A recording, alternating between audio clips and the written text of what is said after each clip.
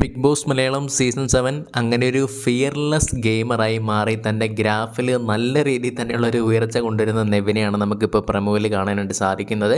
അതിൻ്റെ ടാസ്കിൻ്റെ എക്സാക്റ്റ് കാര്യങ്ങളൊക്കെ ഇനിയിപ്പോൾ വരാൻ പോകുന്നുള്ളൂ. അതുകൊണ്ട് തന്നെ നമുക്കറിയില്ല അതിനകത്ത് എന്തെങ്കിലും ലുപ്പ് ഹോൾ കാര്യങ്ങളൊക്കെ തന്നെ ഉണ്ടോ എന്നുള്ളത്.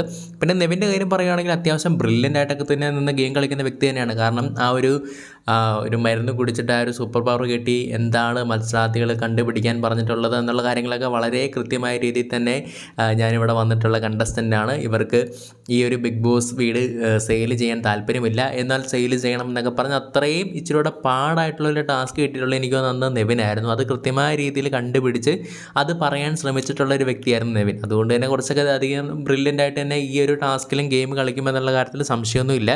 എന്തായാലും പണപ്പെട്ടിയുടെ ആ ഒരു ടാസ്ക്കാണ് എനിക്ക് തോന്നുന്നു ഇത്തവണ എന്ന് പറയുകയാണെങ്കിൽ പണപ്പെട്ടി എടുത്തുകൊണ്ട് പോകേണ്ട ആൾക്കാർക്ക് ഇത്തരത്തിലുള്ള ഗെയിമുകൾ നടത്തും. അപ്പോൾ ഇതൊരു മണി ബോക്സ് ആയിട്ട് വെക്കാനുള്ള സാധ്യത കുറവാണ്. ഇങ്ങനെ കുറച്ച് പണങ്ങൾ ഇങ്ങനെ ഇപ്പോൾ ചിട്ടുകളായിട്ടോ അതല്ലെങ്കിൽ പല പല ഏരിയയിലായിട്ടോ ഇങ്ങനെയൊക്കെ ഇടും. അപ്പോൾ അതിനുശേഷം ഏറ്റവും കൂടുതൽ പണമുള്ള ആൾക്കാർക്ക് വേണമെങ്കിൽ ആ ഒരു പണം വേറെ ആൾക്ക് കൊടുത്തിട്ട് വേണമെങ്കിൽ അവരെ പറഞ്ഞു വിടാം. ഇനി അതല്ലെങ്കിൽ അവർക്ക് തന്നെ എടുത്തുകൊണ്ട് പോകാനായിട്ട് സാധിക്കുന്നതാണ്.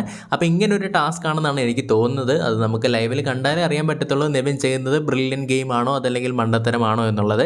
എന്തായാലും നെവിൻ ഇപ്പോൾ പ്രൊമോയിൽ നോക്കിയാൽ അറിയാം ഒരു 15,000 ഒരു ചിട്ട് കിട്ടുന്നുണ്ട്. അപ്പോൾ അത് ബിഗ് ബോസ് ചോദിക്കുന്നുണ്ട് നെവിൻ ഇത് ആർക്ക് കൊടുക്കാനാണ് ആഗ്രഹിക്കുന്നത് എന്നുള്ളത്. എന്തായാലും ഒരു ഗംഭീര ടെസ്റ്റ് നടക്കുമെന്നുള്ള കാര്യത്തിൽ സംശയമൊന്നുമില്ല. ഒരു മണി ബോക്സ് ആയിട്ടുള്ള സാധ്യത കുറവാണ്.